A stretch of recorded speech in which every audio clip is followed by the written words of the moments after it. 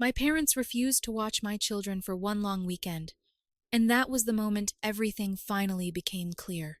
"Are you serious? Find someone else," my mother said, like I had asked her to donate an organ instead of spend 3 days with her own grandchildren. The strange part was that she and my father watched my sister Ashley's children constantly. They picked them up from school, cooked for them, canceled plans for them, but when it came to my kids, there was always a reason they were too tired, too busy, or simply not interested. 24 hours after that conversation, my parents learned what it felt like when the daughter they had taken for granted stopped making their lives easier. My name is Danielle Carter, and growing up, I always knew Ashley was the favorite. Nobody said it out loud because they never needed to. When I spent 2 summers saving for my first car, my parents praised me for learning responsibility. 3 months later, they bought Ashley a car for her birthday.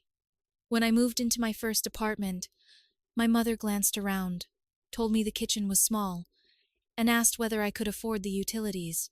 When Ashley announced she was moving in with her boyfriend, my parents remodeled part of their house so she would always have somewhere comfortable to come home to. Somehow, independence made me less deserving of help, while dependence made Ashley more deserving of everything. Years later, I moved to the next town and built a life with my boyfriend Ethan. We had children, jobs, bills, school schedules, and the exhausted routine that turns a quiet cup of coffee into a luxury. Ashley eventually married Tyler and had children too, but she never really left my parents' orbit. Mom cooked, Dad handled repairs. Both of them babysat whenever Ashley wanted. Their refrigerator was covered with drawings from Ashley's kids. Their phones were full of recitals and birthday photos. My children might as well have lived in another country. I tried not to make a war out of it. I told myself my parents were simply closer to Ashley because she lived nearby. I swallowed the difference at Christmas when Ashley's kids tore through expensive presents while mine received a few practical gifts. Worse, I kept helping my parents financially. They were never wealthy, and I had done well enough to contribute when something broke or a bill hit unexpectedly. Then Ashley decided she wanted a place of her own, and my parents came to me with renovation plans.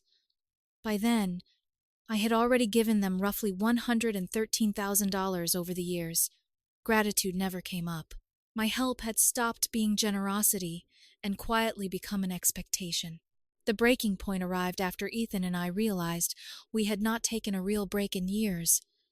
We were not planning anything extravagant, just a long weekend away, 3 nights where nobody needed lunches packed or arguments settled before bedtime. I went to my parents' house and asked whether they could keep the kids. My mother did not even let me finish. "Are you kidding? Find someone else." Dad barely looked up from his phone. When I asked what the problem was, Mom sighed. "We watch children when it's important, Danielle. You and Ethan just want to relax. That's not a good enough reason for us to rearrange everything." I actually laughed, but there was no humor in it. "You watch Ashley's kids every weekend," Dad muttered. "That's different." I asked how. Mom crossed her arms and said Ashley needed them. Ashley and Tyler went out constantly, sometimes for dinner, sometimes for parties, sometimes for entire weekends. Yet their leisure counted as need, while mine counted as selfishness. When I pointed that out, Dad said I was missing the point. I asked what the point was, because from where I stood, the message was simple.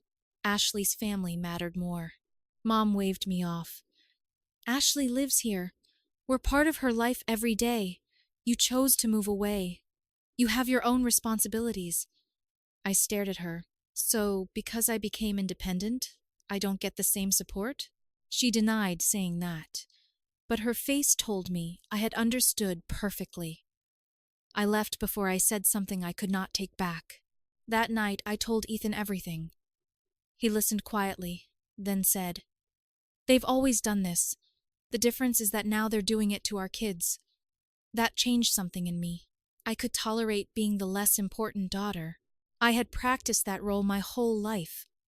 But I could not keep financing people who treated my children like optional relatives. The next morning, I sent my parents one message. Since they had made their priorities clear, I was going to make mine clear too. I would not send another dollar toward the renovations for Ashley's future place. I reminded them that I had already contributed an enormous amount, and whatever remained was now their responsibility. Then I turned off my phone. When I switched it back on that evening, the screen looked like an emergency had happened. Missed calls from Mom and Dad. Messages from both of them. Then, predictably, Ashley. Mom started with outrage. I was ridiculous. They were my parents. They did not deserve this. Soon the tone shifted into guilt. After everything they had done for me, how could I repay them like this? Dad wrote, "Call your mother. She's upset." Ashley's message was the most revealing. "So you're punishing Mom and Dad because they wouldn't babysit? Grow up. You know they depend on you." I showed Ethan. He read it once and handed the phone back. "There it is. Nobody is asking why you're hurt. They're only asking what happens to the money." I ignored every message that night. Early the next morning, someone pounded on our front door. I opened it and found my father standing there furious. He almost never visited. He walked inside without being invited and announced that my mother had been sick all night because of me. Then he finally said what he had really come to say. The renovations were half finished, they had counted on my money, and they had no idea how they were supposed to pay the rest. I folded my arms. "That sounds like your problem." His face hardened. "You can't do this to us." For the first time in my life, I did not feel like the daughter waiting for permission to matter. I already did. My father stared at me for several seconds, like he was waiting for me to laugh and admit I was joking. When I didn't, he rubbed both hands over his face and tried to soften his voice. "Danielle, come on. Maybe your mother and I were harsh, but you're taking this too far. Ashley needs that apartment. You know things haven't been easy for her." I almost couldn't believe he had said it. Ashley lived under their roof, ate food they bought, left her children with them whenever she wanted, and now had half an apartment being renovated with money I had provided. Ethan and I worked every day, paid every bill ourselves, managed every emergency ourselves, and the one time we asked for 3 days of help, we were told our reason wasn't important enough. "You keep saying she needs you," I told him. "What you mean is you've built her entire life around never having to handle anything alone." Dad's expression changed. Family takes care of family. I looked straight at him. Apparently only certain family members. He tried one last threat before leaving. "Fine, do what you want, but don't come running to us when you need something." That almost made me laugh. "When have I ever been able to come running to you?" He didn't answer. He just walked out, slamming the door hard enough that one of the framed photos in the hallway shifted crooked. Ethan came downstairs a minute later and looked toward the door. That went well. I told him what Dad had said. Ethan shook his head. "They still don't understand. They think the punishment is losing access to your money. They don't even see that they lost you first." An hour later, Mom called. Against my better judgment, I answered. Her voice sounded fragile, like she had been crying for hours. She said Dad should never have come over angry. She said they loved me. She said they loved my children. She said none of this was worth tearing the family apart. For about 30 seconds, I actually wondered whether she finally understood. Then she said, "Maybe we can work something out. We only need a little more help to finish what we started, and once everything settles down, things can go back to normal." There it was. I closed my eyes. "Normal?" I asked. "Normal is me paying while Ashley gets everything. Normal is my kids noticing that Grandma's fridge has everyone's pictures except theirs. Normal is you calling me when you need money, and forgetting I exist when I need you. I don't want normal anymore." Her breathing became shaky. "So you're really going to let us struggle?" Something inside me tightened. "You have made me feel like the spare daughter my entire life, and somehow I still kept helping you. You should have thought about that before treating my children the same way." She didn't respond. I told her I hoped the renovations worked out, then ended the call. I assumed that would finally make the message clear. it didn't. The following afternoon, an unfamiliar number called. I nearly ignored it, but something made me answer. It was my Uncle Mike, Dad's brother. We hadn't spoken in years outside of brief holiday conversations. He told me Mom had called him hysterical and Dad was furious because I was supposedly abandoning them halfway through a financial commitment. I asked whether they had mentioned why. Silence. I explained the babysitting refusal, the lifelong favoritism, the way my children were treated, and how much money I had already contributed. Mike was quiet for a long moment. Finally he said, I always knew they favored Ashley. I didn't realize it went this far. Then, frustratingly, he added that cutting them off might permanently destroy our relationship. That relationship was already broken, I said. Before hanging up, he warned me about one thing. Your parents sound desperate. Desperate people sometimes do stupid things. The next morning, Ethan woke me with his phone in his hand. You need to see this. Mom had made a public Facebook post. She never named me directly, but she didn't have to. She wrote about how heartbreaking it was when a child turned away from parents in their time of need. How she and Dad had sacrificed everything for their children, and how money could apparently become more important than blood. Underneath it were dozens of comments from relatives and family friends, calling me selfish without knowing my name was the one they were attacking. Ashley had added her own sweet little comment about wishing she could help Mom and Dad more. I stared at that sentence for a long time. Ashley was the person receiving the renovation, the free childcare, the free housing, and somehow she had managed to position herself as another helpless observer. My aunt, Mom's sister, called later that day. Unlike everyone else, she was furious at Mom, not me. Tell me what actually happened, she said. So I did. I told her about the kids. I told her about the money. I told her how my parents had refused to watch my children for 3 days while rearranging their entire lives for Ashley. When I told her I had already given them over $100,000 across the years, she went completely silent. Danielle, she finally said, your mother is telling people you promised to pay for everything and suddenly abandon them. I laughed bitterly. Of course she is. My aunt warned me that Mom was actively calling relatives to turn them against me. I told her to let her try. That night, the situation stopped being merely ugly and became something else entirely. A fraud alert from my bank appeared on my phone. Someone had attempted a large withdrawal connected to one of my accounts. At first, I assumed it was a scam notification, but when I logged into my banking app, my stomach dropped. The attempted transfer was real. Worse, the account involved had my parents' names attached to it. It was an old savings account I had opened in college. Back then, I had added Mom and Dad in case there was ever an emergency. I had forgotten their access was still connected. The bank had flagged the withdrawal before it went through. I immediately called customer service. After answering security questions and reviewing the activity, the representative confirmed that someone with authorized legacy access had attempted to move thousands of dollars. The transaction had been blocked because it was unusual compared with my normal banking behavior. I sat at the kitchen table, staring at nothing, while the representative explained the next steps. Ethan stood across from me.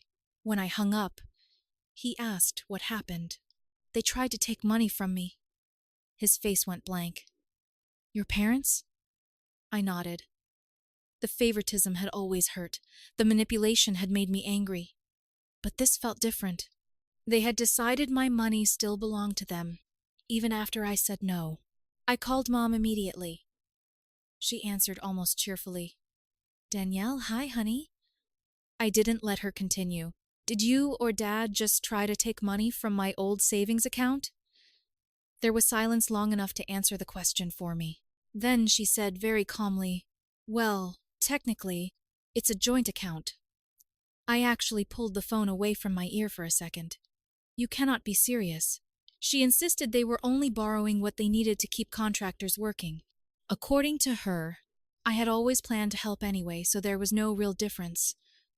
The difference, I said, is that I told you no. Mom became defensive. She said they would have paid me back. I asked when, considering they had depended on me financially for years. That was when she snapped. What were we supposed to do? You put us in this situation. I felt my anger become strangely calm. I put you in this situation? Yes, she said. You suddenly stopped helping halfway through. If you hadn't thrown this tantrum over babysitting, none of this would be happening. I could barely recognize the woman on the phone. You treated my children like they weren't important, tried to shame me publicly, and now you're blaming me because you attempted to take my money without permission. She told me I was being dramatic. That sentence ended something. I said, "Listen carefully. If you or Dad ever touch one of my accounts again, I will report it. I don't care whose name used to be attached. And since you've spent years acting like I barely exist unless you need something, we can make that arrangement permanent." I hung up while she was still talking. Within minutes, Dad started calling. Then Ashley. Ashley sent me a message calling me heartless for turning my back on our parents. I didn't respond. Ethan and I went straight to the bank the next morning. I removed every remaining connection my parents had to my finances, closed the old account, transferred the balance, changed passwords, and reviewed everything else for access I might have forgotten. For the first time, I understood Uncle Mike's warning. Desperate people really did stupid things. 2 days later, my phone rang while I was working. The man introduced himself as an attorney representing Richard and Linda Carter. My parents were threatening legal action. According to them, I had made a verbal agreement to fund the renovations, and my refusal to continue had caused severe financial hardship. I leaned back in my chair, stunned by the sheer absurdity. "They're suing me for not giving them more money?" The lawyer carefully repeated that they believed an enforceable agreement existed. I told him I had given money voluntarily and never signed anything promising to fund the entire project. Then I added, "If they want court, that's fine. I'll bring the records showing every dollar I gave them. I'll also bring the bank documentation from their attempted withdrawal." The lawyer went silent. I continued, "And since they've already made this family dispute public, I'll have no problem explaining the whole story publicly too." His tone changed immediately. He said he would relay my position to his clients. After we hung up, I sat there staring at my screen. For years, I had protected my parents from embarrassment. I had hidden the favoritism, minimized the insults, and pretended everything was normal because I didn't want family drama. They had mistaken my silence for weakness. That night, I decided they were going to learn the difference. That night, I opened Facebook and stared at my mother's post for almost 5 minutes before I started typing. For years, I had protected my parents by staying quiet. Whenever someone asked why we were not close, I said we were just different. Whenever relatives praised how generous Mom and Dad were with Ashley, I smiled instead of explaining where part of that generosity came from. I had convinced myself silence was maturity. Now I understood it had only given them room to tell whatever version of the story benefited them. So I wrote everything. I explained the favoritism. I explained how my children were treated compared with Ashley's. I explained that I had already given my parents more than $113,000 over the years and had been expected to keep funding the renovations for Ashley's new place. I explained the attempted withdrawal from my old bank account and the lawyer who had contacted me after I stopped paying. I ended the post with one sentence. "If anyone still thinks I'm selfish for refusing to finance people who treat my children like they barely matter, feel free to explain it to me." I almost deleted it. Ethan was sitting beside me on the couch when I looked at him. "Once I post this, there's no taking it back." He shrugged slightly. "They already made it public. You're just adding the parts they left out." I pressed send. The reaction came faster than I expected. At first, there were shocked messages from cousins asking whether the bank story was true. Then relatives who had commented sympathetically under Mom's post quietly deleted their comments. My aunt went further. She wrote publicly that she had spoken to me and that Mom had deliberately misrepresented what happened. Another family member asked why parents who supposedly had no money were renovating an apartment for their adult daughter in the first place. For the first time, the questions were aimed at them instead of me. Mom's original post disappeared within an hour. Dad did not post anything, but I knew he had seen mine because he called 6 times in a row. Ashley sent a paragraph, accusing me of humiliating the family and exposing private business. I almost replied that she had been perfectly comfortable with private business becoming public when everyone thought I was the villain, but I decided not to. I was done explaining myself to someone committed to misunderstanding me. Then another message appeared from a name I never expected to see. Tyler, Ashley's husband. Hey, can we talk? I think there are things I didn't understand. Tyler and I had never been close. He usually followed Ashley's lead, and whenever family conflict surfaced, he stayed out of it. I called him because curiosity got the better of me. He answered immediately. I had no idea they were threatening to sue you, he said. Ashley told me tonight. He sounded genuinely shaken. Then he admitted something that surprised me even more. I think I've been blind. I asked what he meant. He said that for years he had thought I was simply distant because I had my own life. He never realized how differently my parents treated me because he had only experienced the version of them that constantly helped him and Ashley. The more he talked, the more frustrated he became. They watch our kids whenever we ask. They cook. They handle things around the house. They give advice about everything. I always thought it was just generosity. He paused. Now I'm wondering if it was control. That word sat between us. Control. Tyler said my parents had made it so easy for Ashley to depend on them that almost every major decision in their marriage eventually involved mom or dad. Where they lived, how they spent money, when they went out, who watched their children. Even the apartment renovation had gradually stopped feeling like something he and Ashley were doing and started feeling like something my parents were designing for them. I asked how Ashley felt about that. Tyler laughed without humor. She thinks you're overreacting. She says you'll calm down and start paying again because you always do. Hearing that did not hurt as much as I expected. Maybe because it confirmed what I already knew. Nobody in that house had believed my boundaries were real. To them, my anger was temporary and my usefulness was permanent. Tyler told me he did not blame me for stopping. He apologized for never noticing what was happening. I don't know what happens between me and Ashley after this, he said, but I needed you to know at least one person over here finally sees it. Before I could answer, another call came through. Mom. I told Tyler I had to go and switched over. She sounded panicked. Danielle, why would you do that to us? I almost admired the question. Not why had they tried to take my money, not why had they threatened legal action. Why had I told people? You embarrassed yourselves, I said. I just stopped helping you hide it.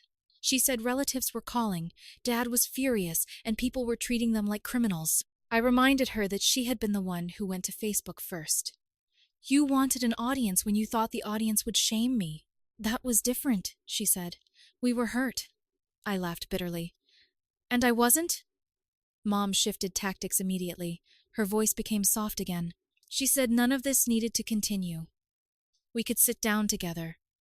We could work something out. She even said they could try harder with my children. The phrase, try harder, almost made me sick. My kids were not an obligation they had forgotten to schedule. They were their grandchildren. Why now? I asked. Because everyone knows what you did? She insisted it was because they loved me. I asked if they loved me before or after the renovation money stopped. For a few seconds, neither of us spoke. Then Mom started crying. She told me I was being cruel. She said Dad's health was suffering from the stress, and Ashley was devastated. She said the family had always supported me in ways I apparently refused to remember. I asked her to name one time they had rearranged their lives for me the way they routinely did for Ashley. She had no answer. Instead, she said, "We did the best we could." "No," I replied. "You did the best you wanted to do for me. You saved your actual best for Ashley." That was when her sadness hardened into anger. "If you walk away now, you're the one destroying this family." Something inside me went completely still. All my life I had carried the responsibility of keeping everyone comfortable. I was expected to forgive quickly, help automatically, and never make the favoritism inconvenient for anyone. I finally understood that as long as I accepted that role, nothing would ever change. "No, Mom," I said. "You broke this family years ago. You broke it every time you made one daughter feel chosen and the other useful. You broke it when you taught my children they were worth less attention than Ashley's kids. And you broke whatever was left when you tried to take money after I told you no." She whispered my name, but I kept going. "Listen carefully, because this is the last conversation we're having for a long time.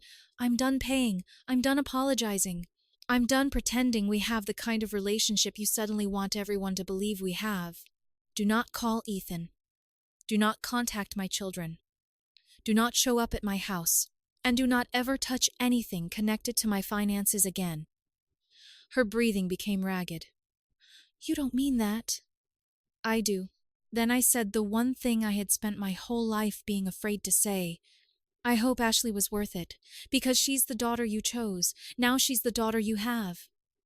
I hung up before she could respond. Then I blocked her number. I blocked Dad. I blocked Ashley. Ethan sat beside me without saying anything as I stared at the screen. I expected guilt to hit immediately. Instead, I felt exhausted, then strangely light. The lawsuit never went anywhere. Once their attorney understood there was no written agreement and that I had records of the attempted withdrawal, the threats quietly disappeared. The renovations slowed down. From what I eventually heard through my aunt, Dad had to negotiate with contractors, and Ashley and Tyler were suddenly expected to contribute money themselves. Tyler began pushing for more independence from my parents, which created tension between him and Ashley. I stayed out of it. Their marriage was not mine to fix, just like my parents' finances were no longer mine to rescue. The most important change happened at home.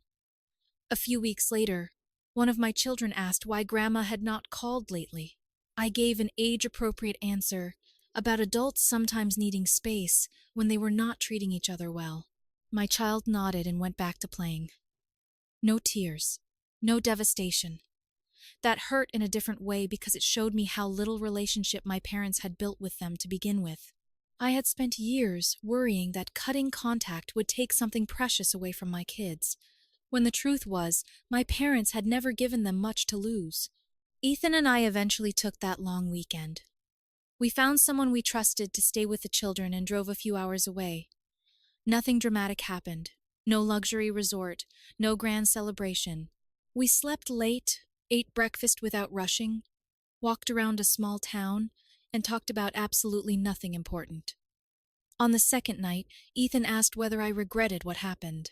I thought about the money, the calls, the Facebook war, the bank alert, the lawyer, and my mother crying into the phone.